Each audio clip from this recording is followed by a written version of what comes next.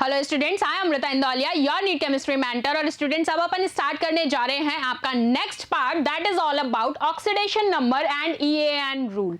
Last part में हम लोगों ने पूरा आईयूपीएसी नॉमेनक्लेचर अच्छे से समझा, उसके साथ साथ ही आप लोग ऑक्सीडेशन नंबर निकालना तो तभी सीख गए थे, लेकिन यहाँ आपको ऑक्सीडेशन नंबर के साथ साथ एक पार्ट और समझना है, that is all about what, EAN rule, जिसको आप कहते हैं इफेक्टिव एटॉमिक नंबर रूल। तो चलिए आइए देखते हैं।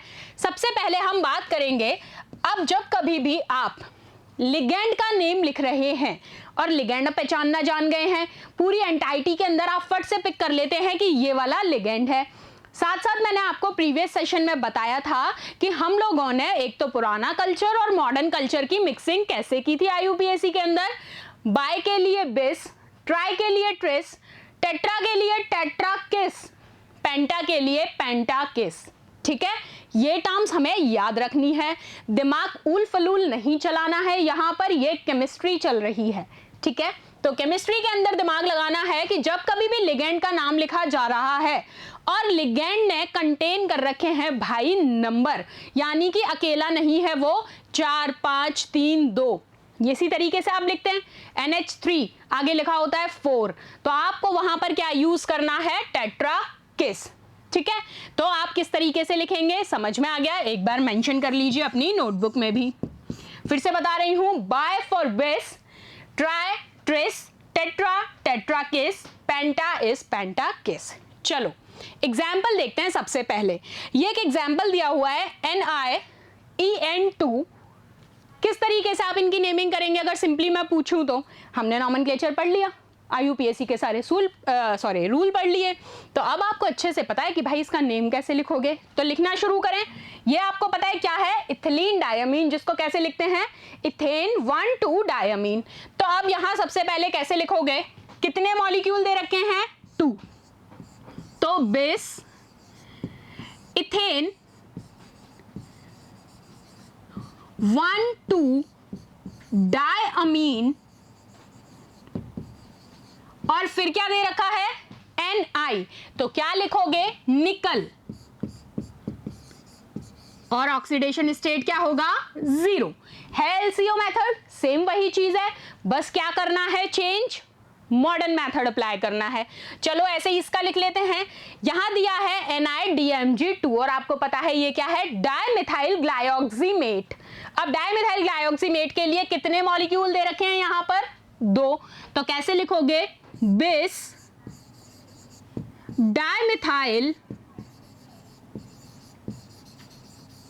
ग्लाइऑक्सीमेट, यही लिखा है, और क्या दे रखा है साथ में, निकल, लेकिन यहां ऑक्सीडेशन स्टेट क्या हो जाएगा, 2। बस ये आपको जानना है। ठीक है, तो चलो चेक कर लेते हैं क्या हमने सही लिखे हैं। क्या लिखा है, बिस इथेन 1,2 डायमीन निकल, तो ये देखिए बिस इथेन 1,2 डायमीन निकल 0, सीख गए लिखना। और ऐसे ही आपने ये लिख लिया, दैट इज ग्लाइऑक्सीमेटो। चलो क्लियर, यहां क्या है ये, हाँ ये O है। ठीक है, ग्लाइऑक्सीमेटो। चलो अब एक चीज पढ़नी है, एक आपको लिगेंड पढ़ना है, that is of tridentate ligand. क्या मतलब है इसका, a chelating agent having 3 groups capable of attachment of a metal ion. Tridentate का मतलब क्या है कि जब 3 ग्रुप अटैच हो सकते हैं मेटल आयन से, तो आप उसको कहेंगे ट्राइडेंटेड लिगेंड। अगर मैं इसका आपसे एग्जाम्पल पूछूं तो क्या आपको डायईन याद आता है, डायईन के अंदर आप इस केस को देख सकते हैं, तो आप इसको क्या कहेंगे, ट्राइडेंटेड लिगेंड। जब कोई किलेटिंग एजेंट है और उसके अंदर पॉसिबिलिटी है, कैपेसिटी है कि वो इजीली अटैचमेंट कर सकता है मेटल एटम के साथ, तो उसको आप वहां पर क्या कहेंगे, ट्राइडेंटेड लिगेंड। चलिए देखिए एग्जाम्पल लिया है डाइथिलीन ट्राइअमीन, जिसको आप कहते हैं डायईन। तो चलो सिंपल फॉर्मूला अगर मैं आपसे पूछूं तो डायईन का क्या होता है, C4H13, और N कितने होते हैं, 3। ठीक, अब इसी को अगर हम रिप्रेजेंट करें फॉर्मूला बेस, तो मुझे ये बताओ ये किस तरीके से बनाया हुआ है। क्या ये N है, ये है N, ये है H, ये H, इसके बाद आपकी फर्दर रिंग प्रोसीड की, फिर आपका N, ये H, एक H पीछे है, फिर आपकी रिंग प्रोसीड की, then N, this is your H and this is your H। तो काउंट कर लो, ये सारे भी हाइड्रोजन्स हैं। देखो 3 नाइट्रोजन है या नहीं, अगर मैं इसको नॉर्मल बनाए अपन तो दिस इज N, ठीक है, एक H एक H, फिर ये, फिर लगा दो N H, सॉरी ये यहां पर नहीं है, ठीक है। इसके बाद क्या कर रहे हो, फिर सेम चलाओ, N एक H और एक H, ये लो बना दी। अब काउंट कर लो, इस तरीके से आप लिखते हो किसको, डाइइथिलीन ट्राइअमीन को, ठीक है। और आप इसको क्या कह सकते हो, NHCH2 CH2 और क्या आएगा NH3 या 2 NH2 और इसका होल ट्वाइस,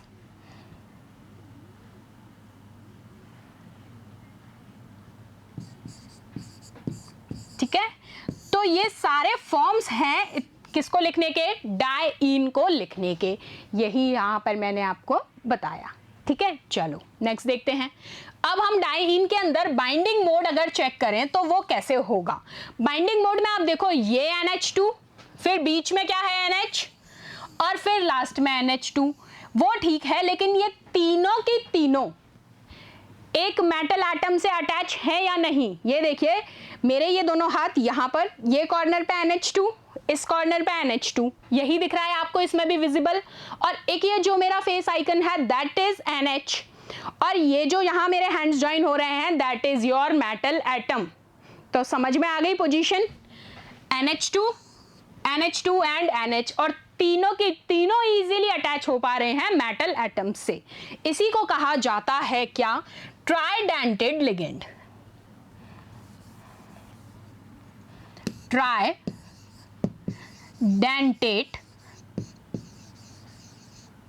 लिगेंड, समझ गए बात, टू द पॉइंट बात करनी है अपन को, फालतू बकवास करनी नहीं है, जो एग्जाम में पूछी जाती है उतनी ही करनी है। अब यहाँ जो M है वो कोई भी डी ब्लॉक एलिमेंट हो सकता है, ठीक है, लाइकवाइज निकल, कोबाल्ट एंड सो ऑन। चलो आगे चलते हैं। 2 diene can bind with metal ion to form octahedral complex. अभी मैंने आपको एक डाइईन का स्ट्रक्चर बताया ये, अब अगर मैं 2 डाइईन लगा दूं, एक तो ये एज इट इज, एक ऐसे ही और मान लो सेम नीचे एज इट इज, एक डाइईन दूसरी डाइईन, ये लो, ये लगा दिया आपने फर्स्ट डाइईन, ये सेकंड डाइईन, और ये दोनों डाइईन किससे जुड़ी हैं, बीच में कौन है, मेटल भाई साहब, ये लीजिए ये मेटल जी हैं आपके। इसको आप किस अरेंजमेंट में अरेंज कर रहे हैं, ऑक्टाहेड्रल कॉम्प्लेक्स ये बना लेते हैं। जब एक ऊपर एक नीचे, तो आप देखिए अरेंजमेंट कुछ कुछ कैसा लग रहा है, ऑक्टाहेड्रल कॉम्प्लेक्स, बस खत्म, ठीक है। चलो अब हेक्साडेंटेड, वो लिगेंड जिसमें कितनी बाइंडिंग साइट्स होंगी, 6 binding sites, already previous session में अच्छे से एक्सप्लेन किया था, metal with 6 ligands, 6 binding site, क्या कर रहे हैं, डोनेट इलेक्ट्रॉन पेयर, मतलब 6 लिगेंड एक एक इलेक्ट्रॉन पेयर डोनेट करेंगे, मतलब टोटल में कितने इलेक्ट्रॉन्स हो गए, 12। ये लो ethylene diamine tetra acetate, that is EDTA, ये आपको मैंने स्ट्रक्चर दिया है EDTA का, क्या कहते हैं उसको, इथिलीन डायमीन टेट्रा एसीटेट। अब चलिए नेक्स्ट देखते हैं, नेक्स्ट क्या है, हेक्साडेंटेड लिगेंड। हेक्साडेंटेड लिगेंड मतलब नाम से ही समझ में आ रहा है, हेक्सा मतलब 6 बाइंडिंग साइट होंगी, ये लो, और याद आ जाना चाहिए ये मैंने सिंपल सा बेसिक एग्जांपल बताया था 6 लिगेंड्स वाला। हर लिगेंड एक एक इलेक्ट्रॉन पेयर शेयर कर रहा है,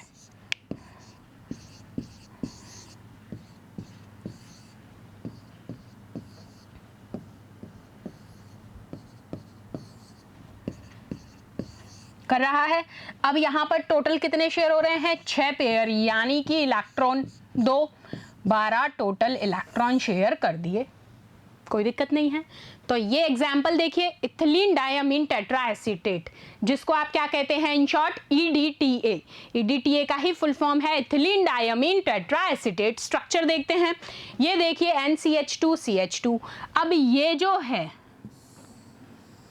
ये इस लिगेंड से भी ले रहा है, इससे भी ले रहा है इलेक्ट्रॉन्स, यहां से भी लेगा इलेक्ट्रॉन्स, सॉरी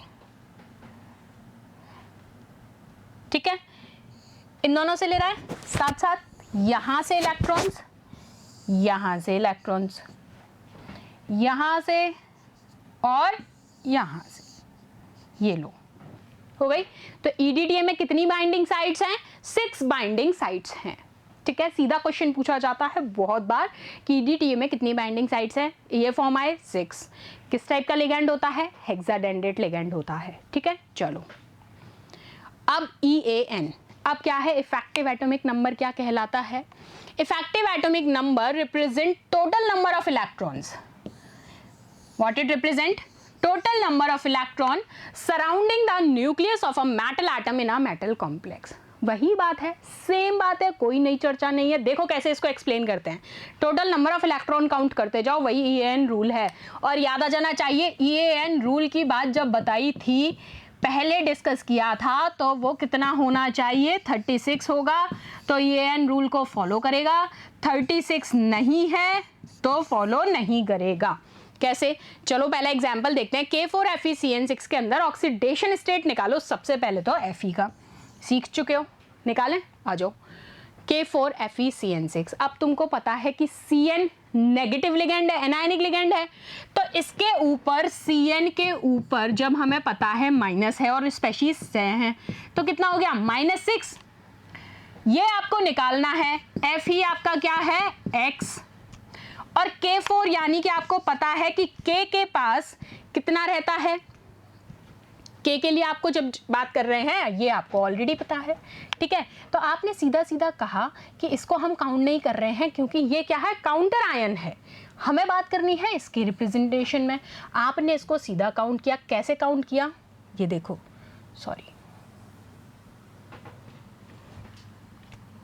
तो देखो आपने यहाँ पर इसको कैसे काउंट किया, यहाँ K के पास जब +1 है तो यहाँ इसके रिस्पेक्ट में जब लिखोगे, अभी तो इसके पास +4 है, लेकिन इसमें असेंबल करो इसको K4FeCN6, तो ये हो गया X, ये -6, ये +4, अरेंज करके लिख दो, X - 6 is equals to -4, whole over निकाल लो, +2 आ गया। लेकिन हमें क्या बात करना है, ये N देखना है, 36 फॉलो करता है या नहीं। तो आप बताओ, Fe के अंदर टोटल नंबर ऑफ इलेक्ट्रॉन्स आपको पता है कितने होते हैं, 26, लेकिन यहाँ पर Fe +2 स्टेट में है, तो और +2 स्टेट में है तो 2 इलेक्ट्रॉन ऐड कर दूं या माइनस कर दूं,